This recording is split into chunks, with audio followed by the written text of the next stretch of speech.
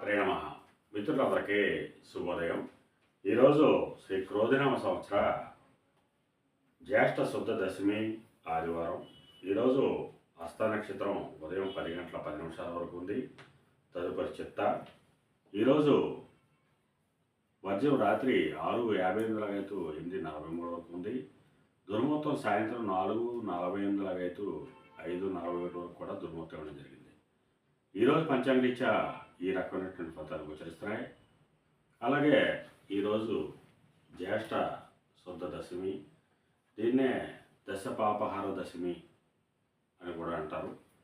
ఈ దశమి రోజు ఆ పరమేశ్వరుణ్ణి ఆరాధించినట్టయితే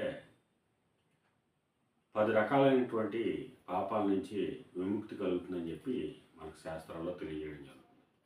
ఇది ప్రతి సంవత్సరం కూడా జ్యేష్ఠ మాసంలో వచ్చేటువంటి శుద్ధ దశమి రోజు ఈ దశ పాపహార దశమి వస్తుంది.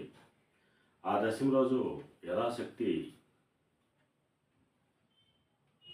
ఆ చంద్రశేఖరుణ్ణి ఆరాధించినట్టయితే తెలుసో తెలియకో చేసినటువంటి 10 పాపాల నుంచి రక్షించబడతారని చెప్పి తెలియజేయడం జరుగుతుంది.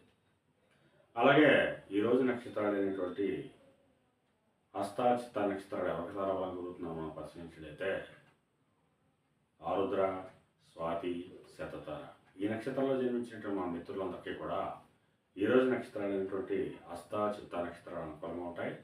అందువలన ఇప్పుడు చెప్పుకున్నటువంటి నక్షత్ర జాతకులందరికీ ఈరోజు శుభకరంగా ఉండే అవకాశం ఉంది. అలాగే ఈరోజు రాశి ఫలాలను మనం పరిశీలించినట్లయితే మేషరాశిలో జన్మించిన వాళ్ళకి ఈరోజు ధనాదాయం బాగుంటుంది, కళత్రపూర్వక ధనలాభం కలుగుతుంది, ఆరోగ్యం చేకూరుతుంది. వృషభ రాశిలో జన్మించిన వాళ్ళకి అంతర్గత బహిర్గత శత్రువుల వలన అనేక ఇబ్బందులు ఎదుర్కొనే అవకాశం ఉంది. అందువలన శత్రువుల పట్ల అప్రమత్తంగా ఉండవలసిందిగా తెలియజేయడం జరుగుతుంది. మిథున రాశిలో జన్మించిన వాళ్ళకి సంతానానికి సంబంధించి శుభవార్తలు ఉంటారు. వారికి సంబంధించి తీసుకున్న నిర్ణయాలన్నీ కూడా సఫలమయ్యేట అవకాశం ఉంటుంది. కర్కాటక రాశిలో జన్మించిన వాళ్ళకి ఆకస్మిక ప్రయాణాలు చేయవలసిన అవసరం ఉంటుంది. అటువంటి ప్రయాణాల్లో ప్రమాదాలు ఉంటాయి కాబట్టి తగిన జాగ్రత్తలు తీసుకోవాల్సిందిగా తెలియజేయడం జరుగుతుంది. సింహరాశిలో జన్మించిన వాళ్ళకి పరాక్రమంతో ఆదాయ వనరులు ఏర్పడతాయి. చేసేటువంటి వృత్తి వ్యాపారాలు లాభసాటిగా సాగేటువంటి అవకాశం ఉంటుంది. కన్యారాశిలో జన్మించిన వాళ్ళకి ఆదాయ వనరులు పెరిగేటువంటి అవకాశం ఉంది. కార్యజయం కలుగుతుంది. విశేషమైనటువంటి ధనవృద్ధి కలిగేటువంటి అవకాశం ఉంది. తులారాశిలో జన్మించిన వాళ్ళకి గత 2 రోజులుగా పడుతున్న ఇబ్బందులు పూర్తిగా తొలగిపోయే అవకాశం ఉంది. కొద్దిపాటి కార్యజయం కలుగుతుంది. వృశ్చిక రాశిలో జన్మించిన వాళ్ళకి అతి సామాన్యంగా ఉంటుంది. ఆరోగ్యభంగం ఏర్పడుతుంది, కార్యాటంకాలు ఏర్పడతాయి. ధనురాశిలో జన్మించిన వాళ్ళకి ఈరోజు ధనాదాయం బాగుంటుంది. చేసేటువంటి వృత్తిలో లాభాలు ఆర్జిస్తారు. మకర రాశిలో జన్మించిన వాళ్ళకి నిరుద్యోగులకి ఉద్యోగ అవకాశాలు పెరిగేటువంటి అవకాశం ఉంటుంది. ఉద్యోగస్తులకి ప్రమోషన్ కానీ ఇంక్రిమెంట్లు కానీ పడేటువంటి అవకాశం ఉంటుంది. కుంభరాశిలో జన్మించిన వాళ్ళకి పితృరాజధానికి సంబంధించిన శుభవార్తలు వింటారు.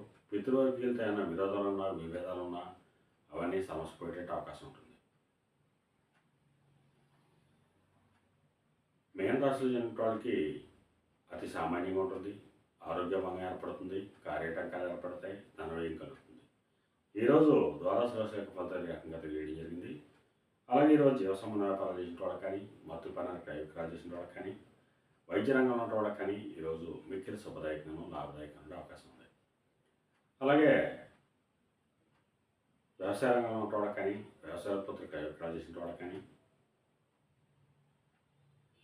ఎలక్ట్రికల్ రంగంలో ఉన్న వాళ్ళకి కానీ, ఎలక్ట్రికల్ వస్తువులు క్రయ విక్రయాలు చేసిన వాళ్ళకి కానీ ఈరోజు మిక్కిలి శుభదాయకంగా లాభదాయకంగా అవకాశం ఉంది.